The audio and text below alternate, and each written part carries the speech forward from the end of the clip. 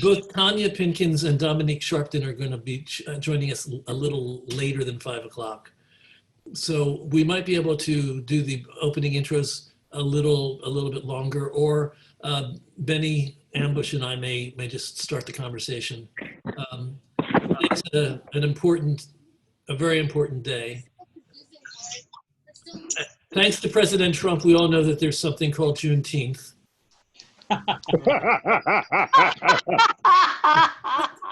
But definitely today is a day to talk about Black Lives Matter, and it's a day to talk about the fact that it's Juneteenth.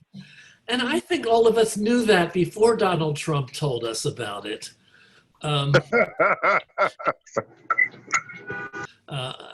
Okay, and the other thing I want to do is I want to ask everybody, except Benny, to turn off your video for now. We're going to focus on the guests, and then at the end, I'm going to turn everybody back on, and you can come in and ask questions and talk to us. I'm going to hide non-video participants, and I'm going to unmute Benny, because Benny and I are going to start talking while everybody else is getting together. There you go. Hi, Benny. Welcome. Hi, yeah, thank you. So you started to tell us a whole lot of stuff that you were doing. So tell us about some of the projects that you've been doing since COVID hit, and since you had to sort of do it. Actually, in a few hours, I'm doing a Zoom reading of a play called The Killing Fields for the Seven Devils New Play Foundry. We've been in play development for almost 2 weeks. That goes up in just a few hours, so I'm sneaking this in right away. Thank you. I've got other projects like that, play development and screenplay development on Zoom, and also putting artistic product out there. Most recently, the Living Project that I mentioned earlier. And I just want to say, I just saw that Stephanie Pope came into the room. Stephanie, so good to have you. Thanks for being with us. Hi there. Hi, Arno. Good. Welcome. Welcome. I'm having everybody put themselves on mute and turning off your video, except for the panelists. I just lost Benny. What happened to Benny? Benny, come back. I'm here. I'm here. Okay. For some reason or other, it says you stopped my video, so you have to turn it back on, I think. I didn't do it. Okay, so there we are. Okay. I think one of my assistants did. Zoom is doing what it does sometimes. So. Yes. So I wanted also to remind everybody, I said earlier, both Tonya Pinkins and Dominique Sharpton said they were going to be a little late. So I'm starting the conversation with Benny. So we're going to get a pretty thorough idea of what he's been involved in and the kind of work that he's been doing. And I guess I'll just jump in and just ask you, do you think virtual medium is a valid way of spreading word that will help to create social change? Oh, it's not only valid, it's where it's going. Yeah. Meaning? It's a new platform for virtually anybody who wishes to avail themselves of it. It will add to what we already have been doing pre-COVID, so that when we get back to in-person performances, this new avenue will be there with us. It's fairly new to folks, especially the Zoom applications, which is available in your laptop in everybody's home. There's a tremendous amount of experimentation going on now because it is new. All of it that's out there right now isn't necessarily great, but that's what happens with any new introduction of technology to storytelling. We did it with radio, we did it with film, we did it with television. This is the newest technological openings, and some of it's very exciting, and I think it's also very comfortable for young people who grew up on screens. So the one thing that I always try to make a distinction about is the fact that right now, it's not just that we're on a virtual, I'm sorry, I'm losing my voice. It's not just that we're on a virtual platform, it's that we're in a situation where we're socially distancing and isolating. So people are actually doing what I call virtual isolated performance. Yes, shared isolation, right. Shared isolation. So how does that affect things? Do you think it's as effective? I would think that it would be, because if you're trying to make specific points, there's no better way than to have a framed, honest, sincere, genuine face talking to you and talking directly to you. And it does give the illusion of being talked, of having a conversation with the person on the screen. It's effective in different ways. So for those who are teachers, and I've been on weekly Zoom meetings for months with the National Alliance of Acting Teachers, and I'm a member, about how they've had to adapt to teaching. They found, after an initial reaction to, oh, this is terrible, this won't work, that it requires a different kind of concentration of focus and attention that can be rather wonderful, especially in the teaching of acting. And it's a very personal and direct communication to viewers when they see faces on these rectangles. So Framed faces, our framed right. faces here. But they don't always have to be framed in those rectangles. And part of what I did in my project was to liberate ourselves from the tyranny of Zoom rectangles. Tell us, how do you do it? Well, that project, at first, like everybody else, I thought I would do a one and done live virtual reading. And then I started looking at offerings that have been inundating my inbox and everybody else's inbox. And I was seeing a lot of things that I didn't quite like. And anything that could go wrong can and does go wrong. And everything from every kind of backdrop you can see in people's homes, including ceilings, to a cat walking across a laptop during a live virtual performance, and Zoom bombing family members in the backdrop walking in on you, and Uncle Louie playing the electrical guitar in the adjoining room, and motorcycles out the window, and screen freezes and audio distortions and all of that. Wow. So in lieu of, we sort of switched up in midstream, and in lieu of the one and done live virtual reading of the living, we pre-recorded it and edited it with third-party software, and it enabled us to liberate from the limitations of Zoom, because Zoom is very limited, and it allowed us to, in essence, make a mini movie on a small screen using shared isolation theater techniques, and found, in a way, that the techniques that we developed in this is a hybrid between skill sets from stage acting, virtual storytelling for the camera, radio drama, and silent movie acting. All four of those skill sets are employed. Clarify something for me, because I think I may have missed a beat somewhere. In liberating us from the tyranny of the frame, was this done live, or was it done in post-production and editing? It was done in post-production editing. So we recorded on Zoom. Okay. We did all the editing in post. What did you use for editing? We used Adobe Premiere. Don't there have, are others that you can use, but don't that's have one. it, get it. There are many, and it allowed us to not only not have those boxes, but allowed us to move faces at will and locate them on the screen whenever we want. It allowed us to enlarge and to reduce the size of the image. It allowed us to approximate a kind of choreography, to approximate a kind of staging. It allowed us to add music and graphics and fade counts up and down, and to take care of backdrops. We have a hand raised already, and I actually want to mention to the entire room that if you go into participant view, into the participant column on the right of your screen, you click participant at the bottom, and then something comes up on the right. There is a virtual hand raise. So I think that I would encourage everybody to raise your hand if you do have any comments or anything that you want to add to the conversation. I'm now not seeing the hand raise that I just saw. The person who raised her hand, was it Elizabeth? Yes, I raised my hand only to introduce myself a long time ago, but Oh.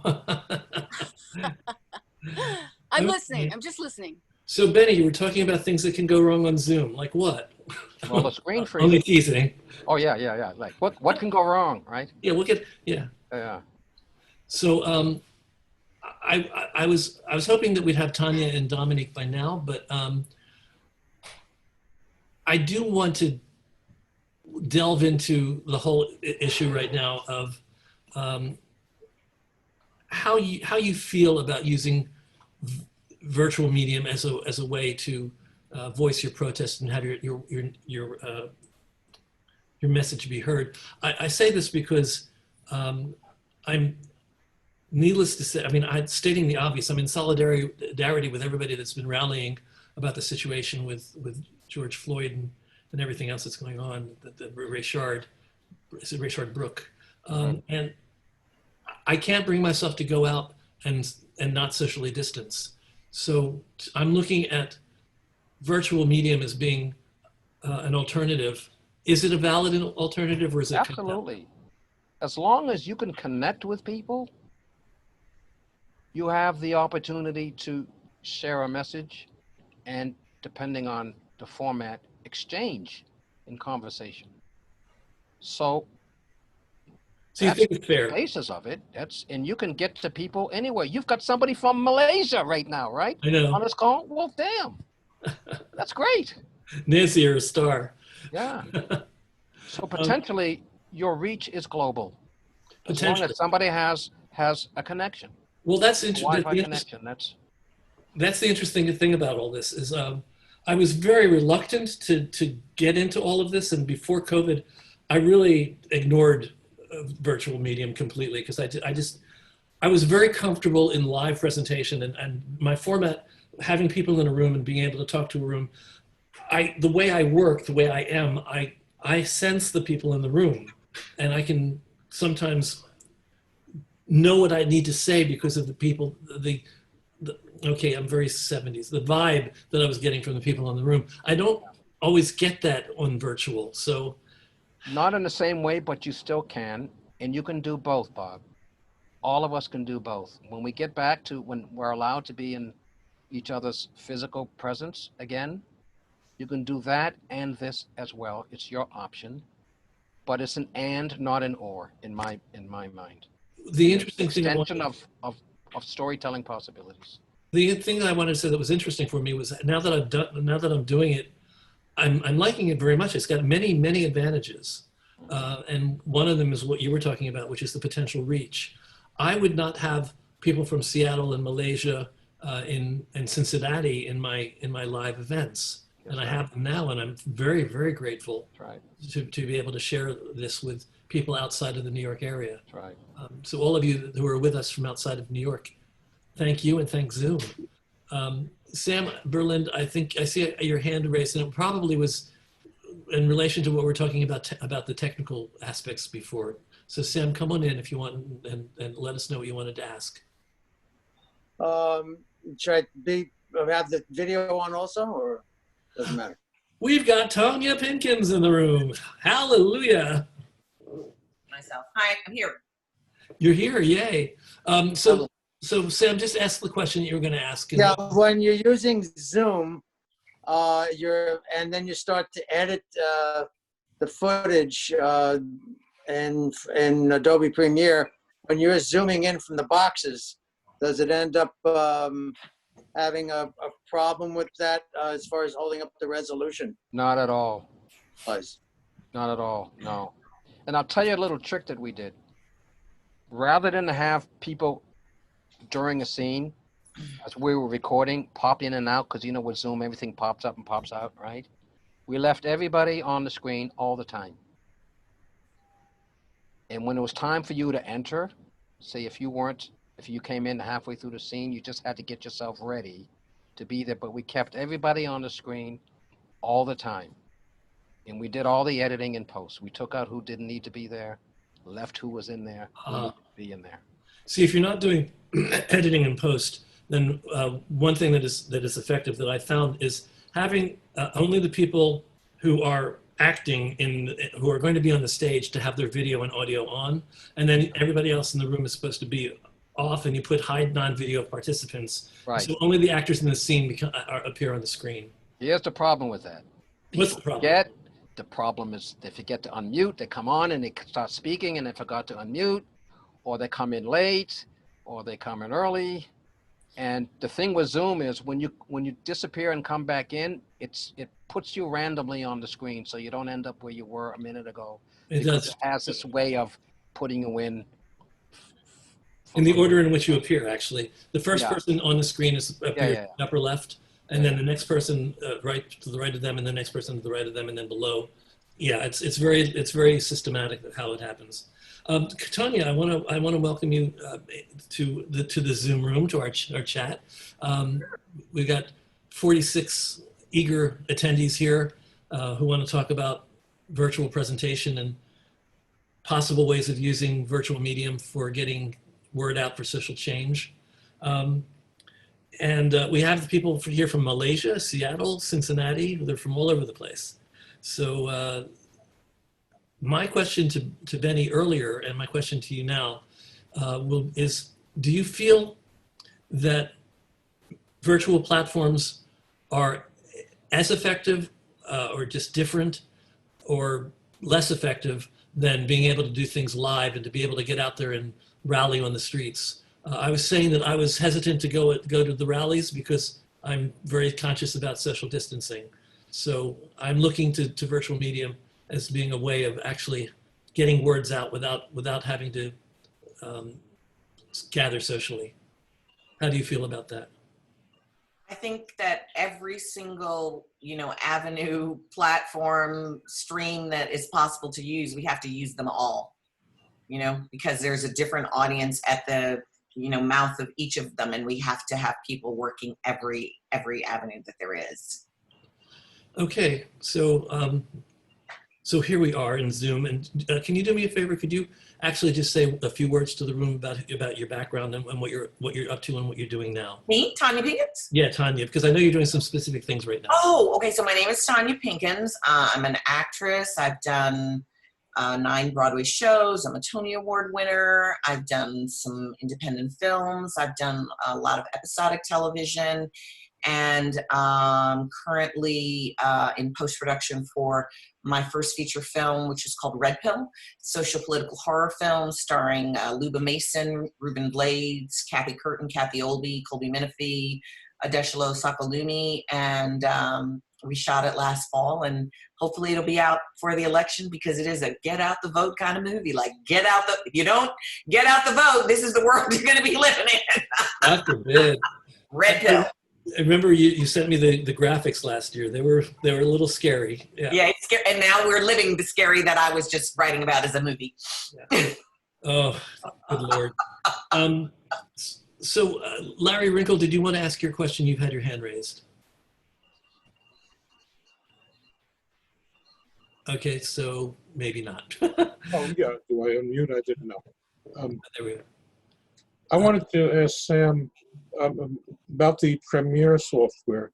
What kind of expense, time involved in editing, and learning curve are involved in using that piece of software? Is it complicated? Well, I use Premiere, Oh. and I pay for it monthly. I pay for the Adobe Suite, and I pay for it monthly. And if you've used Final Draft, it's it's a little more advanced than Final Draft, but I'm not a person who likes to read books, so I've been able to figure it out by just hit or miss, or there's little YouTube videos, and I can do it. It's a little more. It's kind of like iMovie, but a little higher level than iMovie. The editing takes the time that it takes, but it's the exporting that takes a bunch of time as well in the rendering. And you really need high-powered computing power, RAM, to hasten that along. I mean, some of our work, it would take 14 hours to render, and that's way too long because we had a 5-year-old laptop that we were doing it on. We also learned that it really helps in the editing to have at least 2 two laptops. So while one thing is rendering, you can work on something else because it takes so long, Thanks. the exporting. So specifically, Tonya, about your projects, I saw that you're in a play tomorrow. Yeah, I'm doing a Zoom reading of Miss Warren's Profession for Gingold. And are you Mrs. Warren? I'm Mrs. Warren. Yeah, of course. So have you been rehearsing on Zoom, and what is that like? What is the experience of rehearsing on Zoom like for you, and how are you adjusting as an actress to the limitations of isolated performance? You know, I'm so in the head of being a producer director right now that I kind of just like, I just show up and it's just fun. And I'm not trying to do what I can do on stage, but I think just right now I have so much creative energy flowing through me that I'm just having fun. But it's certainly not like acting with another actor because you're trying to read a script and the eye line is the camera on the phone. So you can't act with a person. You can't do any, emotional work with anybody. It reminds me a little more of like soap operas where you just have to make sure that when the screen goes on you set off a little firecracker. And you have a little experience with soap opera. Mm-hmm. Oh yeah. Okay. So let's go back to the conversation about. I'm going to take another question in a second, but are you aware of any movements, any people that are doing stuff right now that are trying to create social change? I mean, like basically, I started off. I acknowledge today's Juneteenth. I mean, and I thank Donald Trump for letting us know that it existed. So, we got to do something, and we got to do something that sticks because we've been doing something for so many years. And I know you're more exhausted than I am, but we're all exhausted from it at this point. What do you think we can do? What do you think is possible right now? The rallies have been incredible. I mean, there's world support right now. Change happens in individual moments. It happens in individual moments. And I think that the protests and all of that is very important. It's important for it to be on the news. It's important for people who have the ability in our time to curate their life so that they don't even know the worlds that other people are living in. I can't tell you how many of my white friends that I've called this week and I said, how you doing? And they're like, I'm dandy. And they say, how are you doing? And I go, well, they just lynched another man. They just killed 2 men in California last night. And they're like, what? Where did that happen? I didn't know about that. So we can't even know that people are living in the same world that we're living in or getting the same news that we're living in. So change happens in a moment, and it's in the moment where you see something wrong happening that you do something about it. And you're going to risk something. You're going to risk making a fool of yourself. And because I do this all the time, over and over again, I will tell you there has never been a time when I've stood up in a room to something that was wrong that anyone has stood up in the room with me. They will come and say, yeah, I'm with you afterwards, but I've never had a person stand up in the room with me to something that was wrong. But that's how change begins. And so if you're really committed to change, you have to be committed to take that risk, to step out alone and say, that's not okay, that's not right. And whether anybody ever supports you with it, it's about personal integrity and being able to risk yourself for the sake of making a better world going forward for other people. People are really good at denial. We have people right now who are denying the COVID virus and walking around without masks. So yes, for years and years and years, it's been very easy not to look and to pretend that systemic racism wasn't a real thing, and it is. We're seeing it. We have the photographs of it. We have the videos of it. We're seeing it. I don't know how anyone can deny it at this point. So I don't know how anybody can't stand up in the room with you right now. But they don't. I mean, I literally was in a group of people, a spiritual group of people, and someone in that room started talking about MAGA this and MAGA that. And so I very politely said, you know, MAGA in some circles for some people, that is a symbol of racism and white nationalism and anti-Blackness. And the person doubled down on it. Oh. And I was like, okay, you know, I respect your right to free speech, so I'm going to remove myself from the community. No one in that community said anything in that moment. A few people came to me outside of the community later, but if you don't speak up then it's like you were, it wasn't a problem for you. And so you've allowed it to perpetuate by your refusal to say something right then.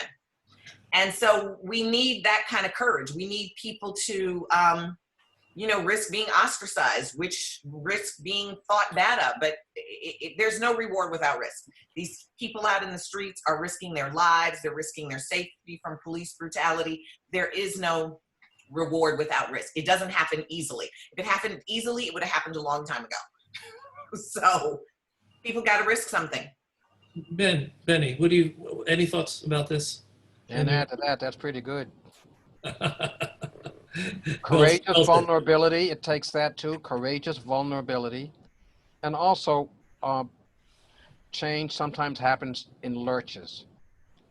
Things build up, like a pressure cooker, and then you have a giant step forward that just lurched forward. That was decades, years in the making.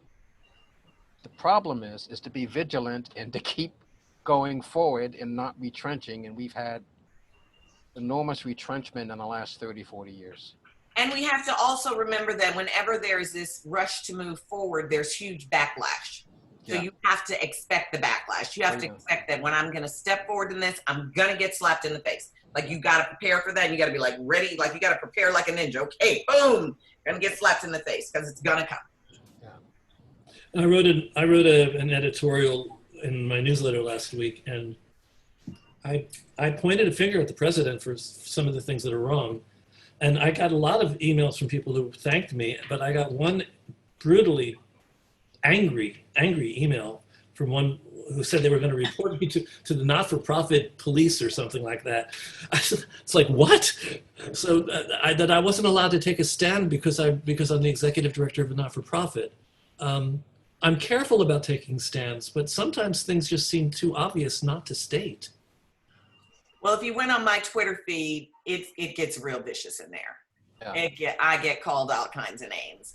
And one of the other things I've committed to doing even on there is to go toe to toe with them. They're calling me names I can give as good as I get, because maybe at some point we'll actually connect. Like, they'll be like, oh, this person's not going to be a liberal. And like, they like to say, oh, I thought you were better than that. I'm like, no, I'm not better than that. You're going to call me a name. Here's a name for you too. Let's talk. You know? And so my Twitter feed, there are days when I have to go, okay, let me turn it on. Whoa, because they go for me hard and they come and it's like, you know, sticks and stones. Let's connect. And if we got to connect over being nasty to each other, it's a connection. That's tough for me, but I understand what you're saying. Yvette Heiliger reminds us that Martin Luther King says that what we will remember is not the words of our enemies, but the silence of our friends. So thank you for quoting that, Yvette, and thanks for being with us in the room. I hope you're well. Good to see you. Benny, how many times have we done this before? What is it that we haven't done in the past that we need to do now to make change happen? Keep the pressure on. I know we're having a moment now.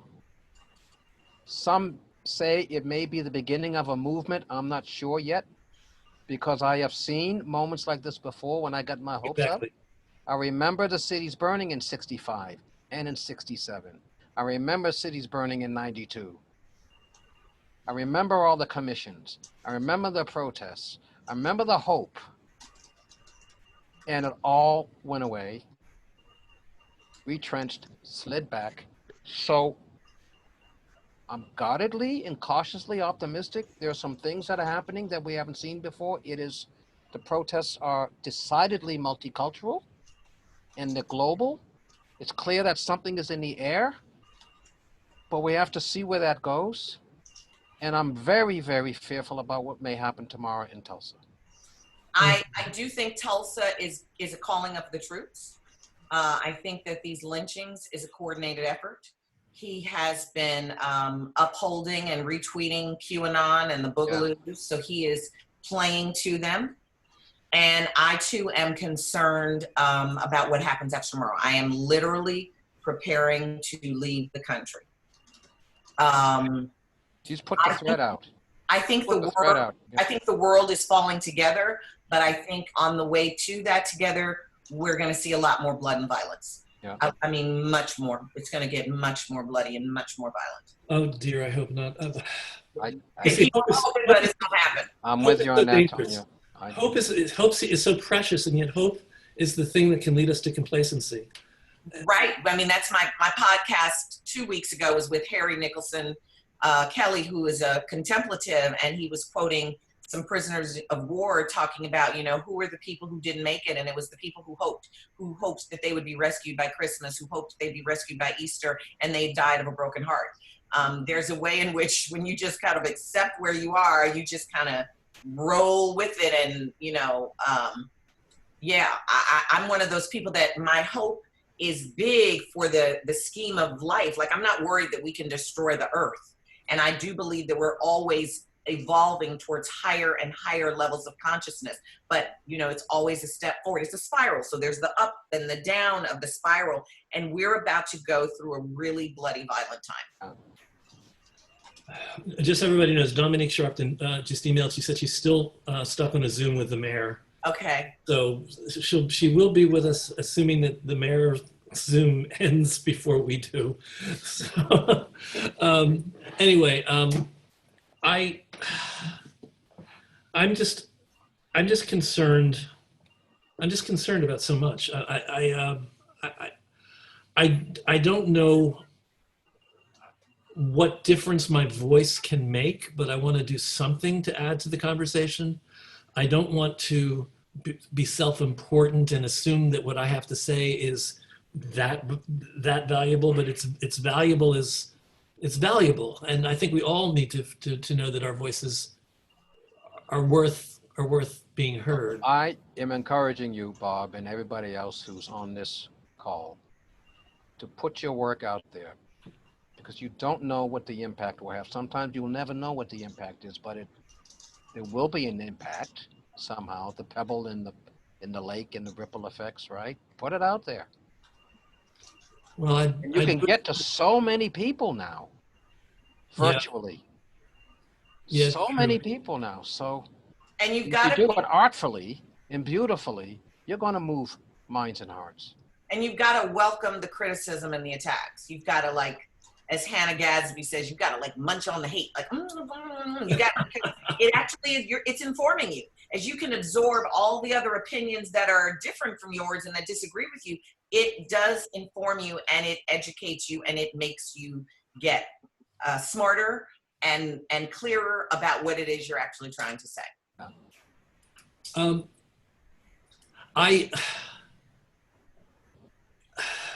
I was going to say something. Somebody actually came into the room. I wanted to turn their video off, so I got distracted.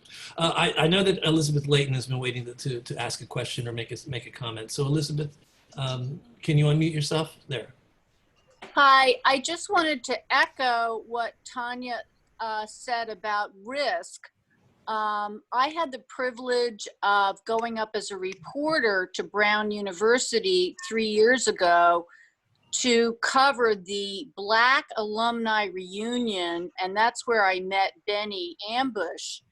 And people were talking then because it was the 50th anniversary of the walkout by African American students at Brown for lack of diversity at Brown.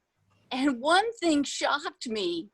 The students, which were led by the Pembroke girls, which were not part of Brown yet, the students' parents were not exactly pleased that they risked being kicked out of Brown University in 1968 after these parents paid this tuition or saw their kids work that hard to get into an Ivy League school. So the parents weren't exactly on board, and it just shows the risk they took to walk out and say there's not enough diversity of employees, new students, teachers,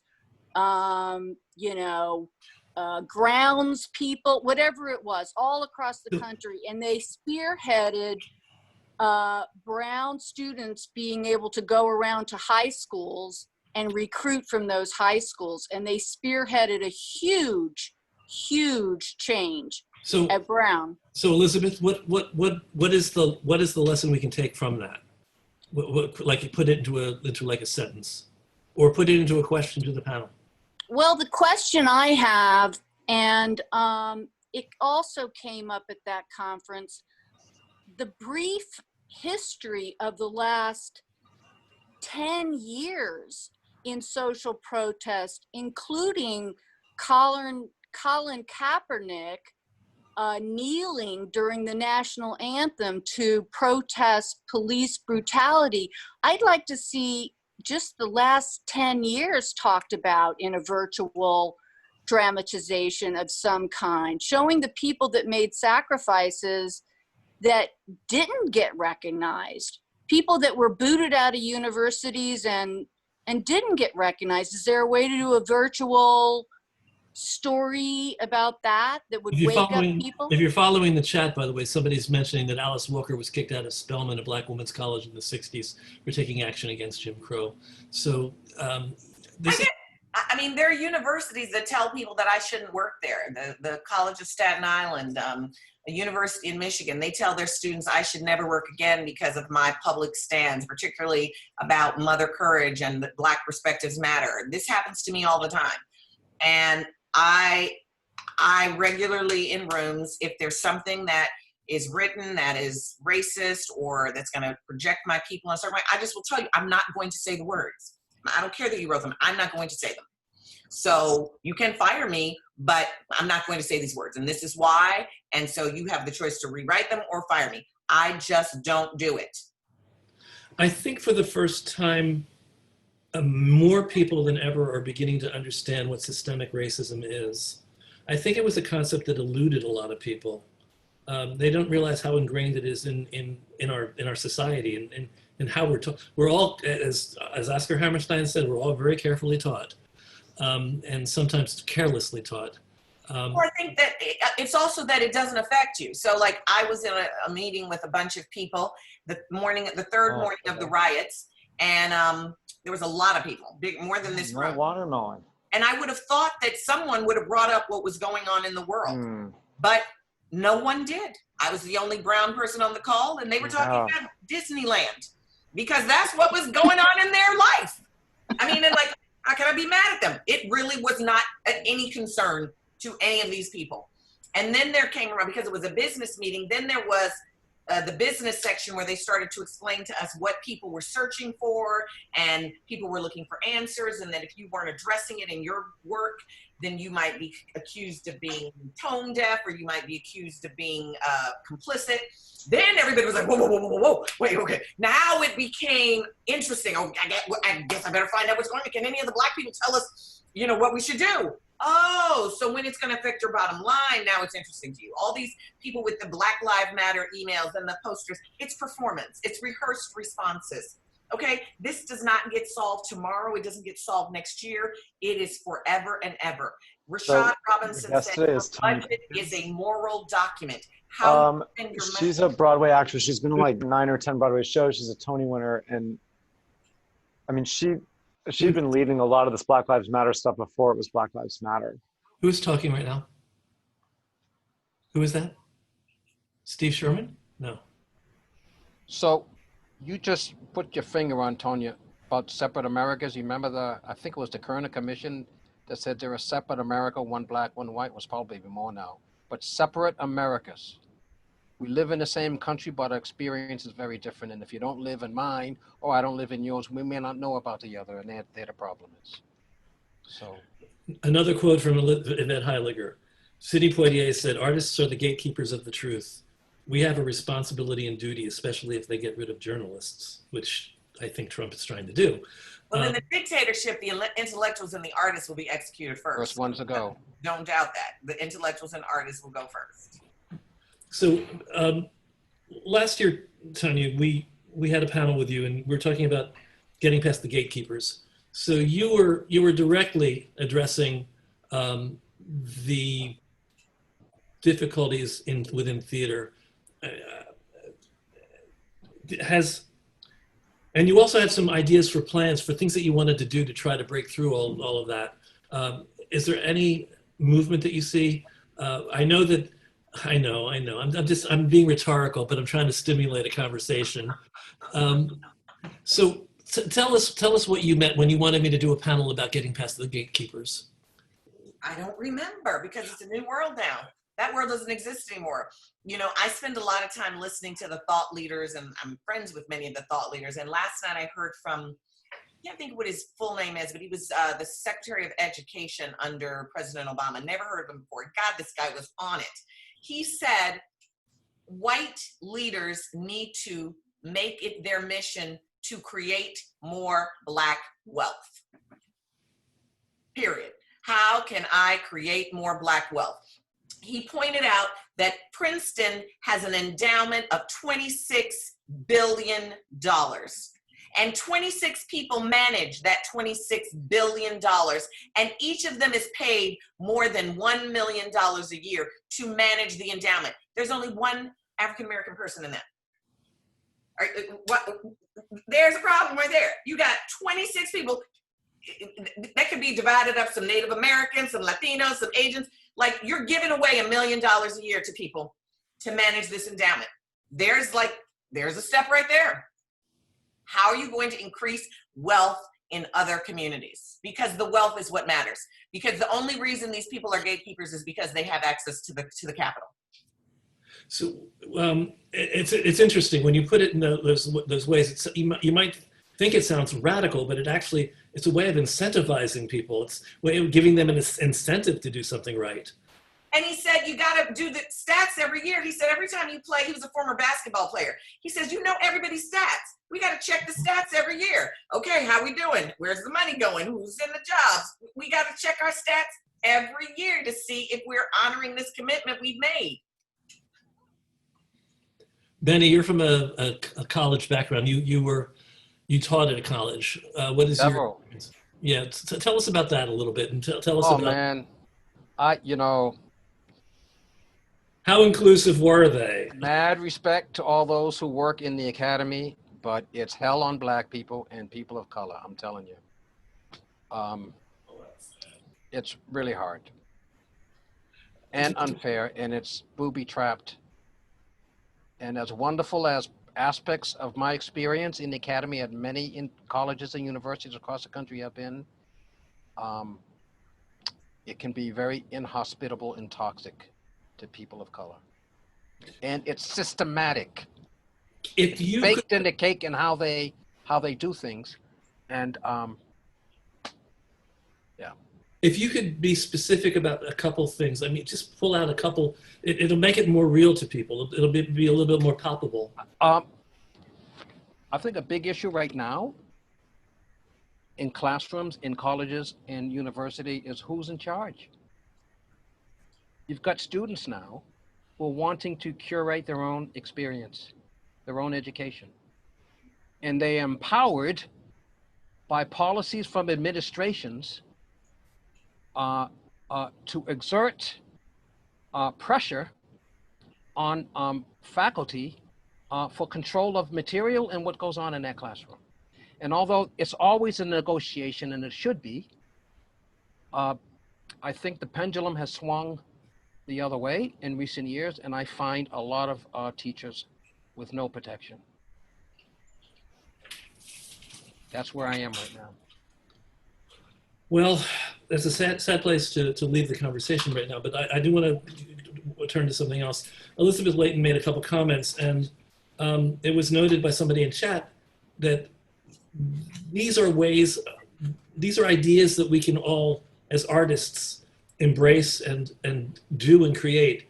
I invite somebody out there who's a writer to maybe put together a series of monologues about people that have gone through this struggle over the last 20, 30 years. I invite people to think of other creative ways, what we can do, what can we do with isolated performance like this. So that might be something that'll make me feel a little bit less helpless. But you're not helpless, Bob. And I know you may feel that way. You've said this a couple of times before. Put the work out there, man. Put it out there. Well, I'm trying to do things. I'm doing today's. You're doing this, yes. Doing this. That's having an impact, yeah. I'm trying to get people to think about things. Yeah. A lot of people in the room, I think, came in aware of much of this, and maybe some of them are learning new things and seeing things in a different level. We were talking, something you said before, Tonya, made me think of the importance of priorities and perspective. Basically, when we're dealing with people and trying to talk to them, I think it's important for us to understand what their priorities are and their perspective is, so that we can talk to them in a language that they can hear. I don't know whether that's me being timid or not. Yes, it is. Okay. Okay, let me just say this to you. I'm not that confrontational. No, but let me just say this. People of color are uncomfortable all day, every day. It's why we're strong. It's why we're powerful. I'm gonna say it. It sounds cruel. White people are just weak, except poor white people, because poor white people deal with the same shit that poor black people deal with. And, you know, even in the theater, I've had artistic directors say that when they produce shows about poor white people, they've been ostracized from the theater. Lucy Thurber's one of my favorite playwrights. When they produced her, people were like, why? I sat on the Obie committee and I was determined she was going to get an Obie. And that committee was like, I don't think she's a very good writer. Those people aren't real. This woman was writing from her heart. I knew those people because she was just writing about poverty, and it was my poverty, even though it was Appalachian poverty. I knew the truth of those people, but white people don't even want to acknowledge that poor white people exist. So when you're trying to curate a world that's soft and pretty and lovely, you're making your life about being comfortable. I will tell you that the last husband I was married to said he was raising his son to find the easiest job that paid the most money. And this was when we were creating chores for her house. And I said, you know what, my little black boy is not going to get the easiest job for the most money. Okay, so we're living in different worlds. White kids can go get a job because they got a family member, they got a friend, they don't have to be talented, they don't have to know anything, and they can rise to the top. Anybody of color, if they get to the top, they had to work their ass off. And so you're not even living in same worlds in terms of what your standards of for the work is. And then you have these talented people who have to take orders from people who don't even know what they're talking about because they haven't been in the trenches trying to do it. Because they didn't have to. They just inherited a whole lot of money, so now they can be producers. They can produce shows. It's great that they can, but they got to get in the room with people who are going to make them uncomfortable so that they can enrich themselves and stretch themselves. I know some producers. I'm going to just go out on a limb and say it. There was the statement that was made by 300. I think it was 300 writers of color about the state of theater and the. We see you what? Yeah, that's it. They have in their careers supported always, more often than not, the things that they produced have been things that have been diverse theater, mostly African American. The letter that the 300 black yes people won Pulitzers and Tonys and all of that wrote. Right. Yeah, the ones that went. My signature is not on there. Well, I'm sorry. My signature is not on there.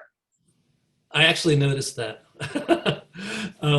So my comment really was about the fact that they felt a little underappreciated. Now, just because they are a handful of producers who are really aware and really work very hard to support minorities, diversity, inclusion, doesn't mean that there isn't a problem. And they know that. They felt that they were frustrated because they just went, what else can we do? They're putting the works up on the stage. They're taking them to Broadway. Do you have any sympathy for them, or are you gonna? I don't know who you're talking about. The letter I'm talking about is a website, and it was mostly Black writers, directors of color, Indigenous. It wasn't really producers. It was mostly artists of color. So I don't know. But they were complaining about the state of theater, and my producer friends were saying, "But we support them." So here's my stance on it. I'm actually writing an op-ed about it. And Rashad Robinson said it best. I wouldn't have known it if he hadn't said it. Don't confuse presence for power. So basically, when they sent me that and asked me to sign it, and I was asked by 3 different factions of it, I said, I do this every day in the moment, not after the fact. So what they basically are saying is that for 30 years of all of them working and collecting all those words, they didn't have no power. They weren't doing the work that they could have done because these white people were keeping them from doing it. So my question is, well, why did you let that happen? You got 6 Tony Awards and you were still being oppressed? When was you gonna ever feel you had any power? I don't have 6 Tony Awards, and I'm very clear that I have power. I have power to not say words, to not reflect things that are not my values. And so I can't, the white people can't give you the presence to feel like you have the power to be authentic. They can't do that for you. So you let them know, okay, they can't fix the past. So basically, to me, it's like, wow, that's sad. We done had a lot of diluted work for 30 years that won a lot of words. We got a lot of diluted work. Yeah, it's really clear to me. A lot of times the plays that get produced are not the best writers. They're the artists that the producers are the most comfortable with. I almost got into it with Cynthia Andrivo the other day because I said the producing of all this African, British, Caribbean, that's another way to put Black Americans down. To say, you're not as good as the African or the British or the this or the that. She didn't want to hear that. I'm like, I'm not going to deny you are oppressed in England, but you got to come to America and become a superstar. There's no American going over to Britain and becoming a superstar. It doesn't happen. So if you let them do it, I'm not beating anybody up about that. Just acknowledge, I wanted the award. I wanted the production. I wanted what you had to offer, and I should have done better. But going forward, I'm going to do different. There was no action plan. We see you. We see you. Okay, now what you've been seeing them all along. What you gonna do? What you gonna do? I know that Audra McDonald and Norm Lewis and others have actually come forth with an initiative that actually has an action plan. Oh God. What I read, it seemed like they were being specific in things that they were going to try to accomplish. Yeah, we're going to talk about it some more, and we're going to help people. We don't need no more talks. We don't need no more books and rules, and it doesn't happen in those things. It doesn't happen. The police have had anti-bias training. They've had all of that. Change happens in the moment that the problems happens. You can't run and get the book when someone's getting ready to smoke in the room with you and you know they shouldn't be. There's no book. It's, am I going to tell my boss to stop smoking in the room right now? Okay, then you're gonna run out and tell them afterwards? Sure, you can do that. When I first did Jelly's Last Jam and Greg Hines was like, okay, now I'm gonna fuck her in the ass and now she's gonna suck my dick here. He was a star and I was, this was my first show. Yes, I waited until the first break and I went and I called my manager and I said, I'm out of the show. That was the power I knew I had to have. I'm out of the show because I'm not doing that on a Broadway stage in a musical. I'm not doing it, okay? Gregory Hines did not speak to me publicly for the entire time I did that show because I had ruined his vision of the thing. I didn't ruin anything. They could fire me. I just was clear I wasn't going to do that. And I was fine to leave the show. You can't have it both ways. You can't expect other people to honor your values if you're not willing to risk something. So if you're not willing to say, take me out of the equation, but if you're like, I want it so bad that I'll do whatever you want, I'm sorry, I don't have sympathy for that. Got it. Benny, did you want to add anything to that? Oh, no. No. Preach. Okay. I'm going to ask people in the room to dropping truth bombs. Truth bombs all over. Yeah, we're truth bombed all over the place here. Thanks, Tanya. I know what you're saying, and my heart's with you. Emelina. Yeah, I just have a question. I totally agree with everything she's saying, and it actually reminds me, Bob, of what you had said at the Another Way town hall, which was, don't let people take the power from you. It's a two-way street in some ways. But I want to know, and I would love to hear from the panelists about specific issues in the theater industry that you feel should be addressed as part of the Black Lives Matter movement, because I have not heard, I've seen a few things, but I have not heard specific issues. I know there's systematic discrimination issues that are happening across industry and everywhere. So I know in general there are issues, but I'm curious if there's any specific issues that you've seen in the theater community that you can enlighten us on. Well, it's an old one for me, so it's not. Black Lives Matter falls into it, but it's been around my entire career, is being seen the way I see myself and not getting decision makers who can hire me not to call me in the 11 other months other than Universal Negro Employment Month in February. And then stacking me up, competing with all of my colleagues and friends for that one job that they're offering because they're doing their diversity thing once a year. And to allow me the same latitude to tell other people's stories other than my own. So I love talking about Black life and directing shows about Black life. I don't want to be stuck in it all the time, though. I want to be able to talk about the universals in other people's lives. That's what an artist does, right? Stepping into somebody who you're not. My white colleagues have always had the latitude to do whatever the hell they want and be celebrated for the breadth and diversity of their vision and the scope and whatnot, and I'm stuck in a lane that they defined for me. So the struggle for legitimacy has always been, as long as I've been doing this, and it continues. Tonya, want to add to that? Yeah, I have to go, and I'm so grateful that you invited me here, and I know I'm so radical. But I'm always like, for whatever you want to think about Tyler Perry is a billionaire, and he made it off Black people buying his product, okay? Mm-hmm. We do not need to be validated by them. I understand. And he's making his own work. I understand. Thing to do, to make it a Broadway show. I think we can make our own stuff, and they will be running to see it because we are the art and culture of America. Mm-hmm. So good luck, everybody. I'm off. Bye-bye. Thanks, Tonya.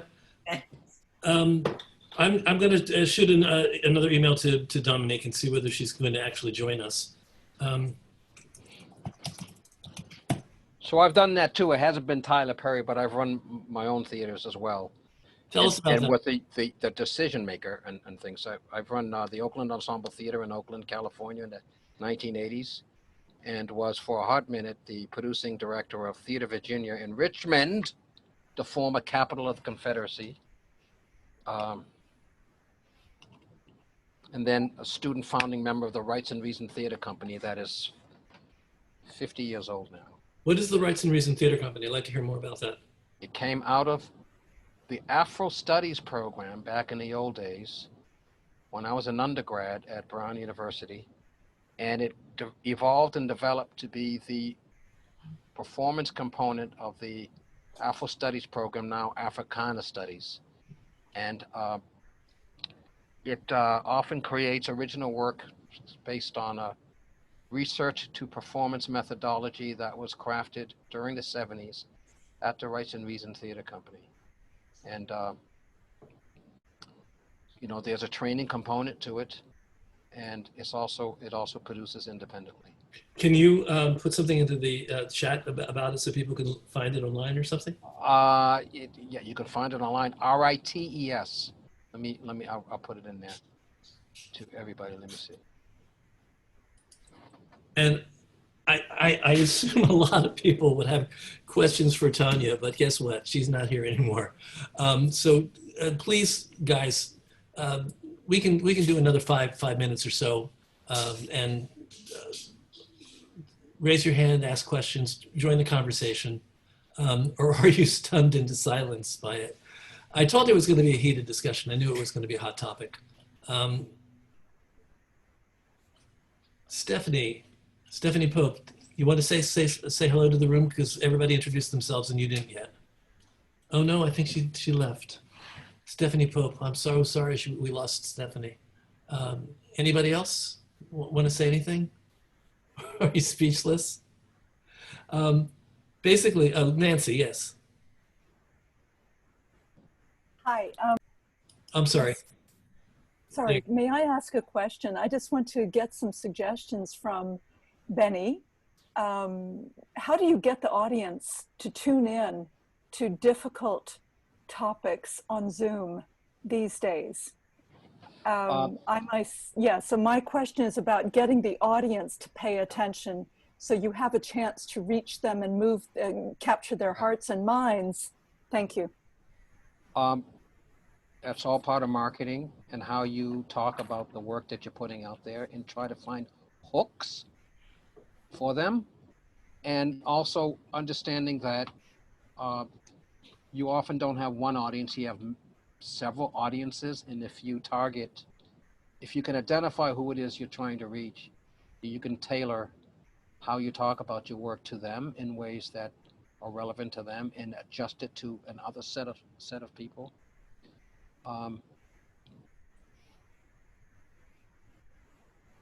I would say Nancy, that you have to think with a marketing head, which means that if you want to get the word out to the chorus, then you can say directly what it is you're saying. But if you want to get the word out to people who haven't thought about these things before, you got to get them in. I hate to say it, but you just got to get them in, and you don't want to frighten them away. You have to find out what it is about your presentation, whether it's a musical, a play, a lecture. What about it that will be of universal interest, and then you know the areas that you're going to actually want to drive home, but you got to get them in first. There's a lot of people. What's the burning issue that particular target audience is thinking about right now, or what is a need that they have that your work can fulfill? I mean, it's sad to say it, but you can't necessarily promote that you're doing a show about an issue that you want people to understand who don't understand it already. So you have to find a way of talking about it so that they're eased into it and they're surprised with the information. But I think that's valid, and I think it's important because they need to be there. They need to be there to be hearing this, and they wouldn't be there unless they found a reason to be there. And it's not to hear stuff they don't want to hear. Yeah. What I've also found is it's very hard to sell importance. Yes. This is really important, and you need to see this. Yeah, it feels like medicine. And yeah, the harder somebody pushes the importance of something, the farther away I run. Okay. Emma Palzier-Ray. Yeah, I think like in terms of marketing, you got to get people in the door to hear the message, but it sounds a little bit like we're talking about doing it how we've always done it, and that's what has to change. I mean, looking for your target audience and marketing to them, and then that becomes that safe conversation in a way where I'm looking at how do we break out of that? How do we reach to other audiences? How do we and they got to know what they're coming to see, and you can't surprise them in that way. But I think that's part of what we have to deconstruct and say, how do we do this differently to have different results? I've been doing theater for social change for decades, and a lot of it is effective, but it's that's the $1 million question, I guess. Well, there is definitely something worthwhile and fulfilling about preaching to a choir. Getting the people in who are interested in what you have to say, sure, that's fine, and you all have a feeling of community and you pat yourselves on the backs, but have you changed anyone? I'm saying, and I might be wrong, I'm willing to be wrong about this, but I'm saying that you may need to rethink how you present and how you market things so that you get the people in the door that need to hear what you have to say. not the people that already know it. Emma, do you still disagree? Yeah, and but I think we have to be careful, and this is another place where you have to hold each other accountable, because it's easy to go from what you're saying, Bob, back to where we've always been. I think, to say, well, I can't do that play because I don't know how to market it, or I tried and I didn't sell any tickets. So, I mean, I think we have to monitor it better and keep changing and adjusting till we get those results, instead of saying, oh, I tried, now I got to go back and do it the way I know how to do it. All right, I hear you, but now I'm not sure that theater is the forum for what you're talking about.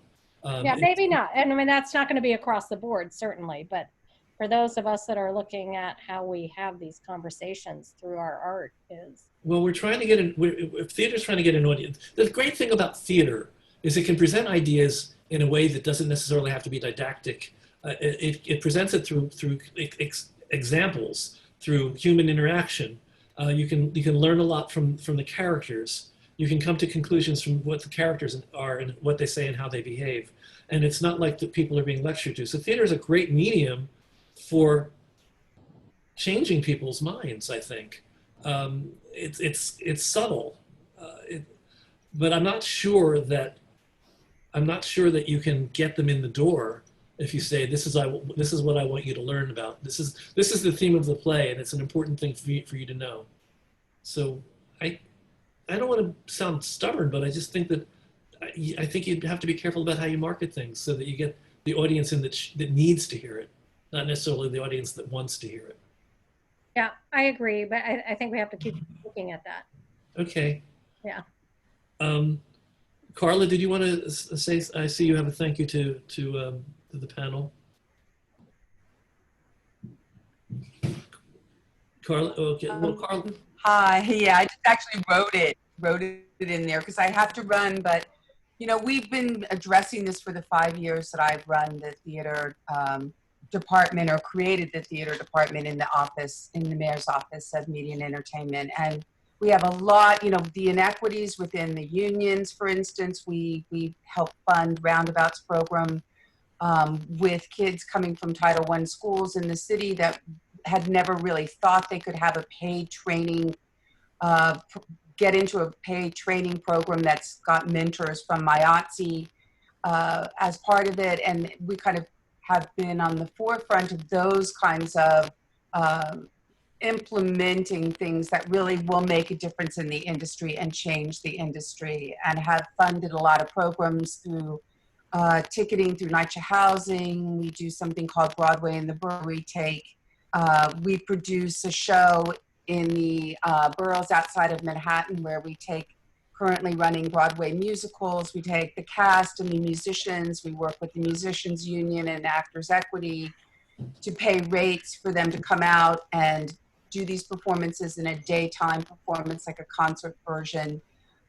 We've done it for 5 years now in neighborhoods that don't get a lot of cultural programming, in parks and plazas. And it's been incredibly successful, and we do a lot of off-Broadway stuff, and we've funded a report on the economic and cultural impact of off-Broadway theater and small venue theaters, and done promotional campaigns for those theaters with ShowScore to try to get bus shelter ads and subway ads, and a website dedicated to listing everything that was happening by not-for-profit theaters, by small theaters, by independent artists. And right now our efforts are really going toward trying to get people in the industry back up, economically, and get back to work, and trying to come up with, really innovative ways of how we can continue to help in those areas. And then, because we have no money for the next year, basically looking to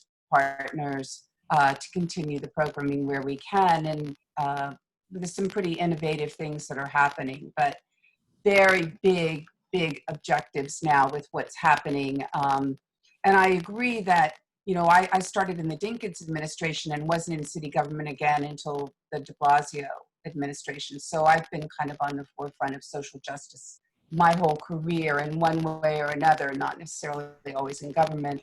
And it is something that we've all been hearing.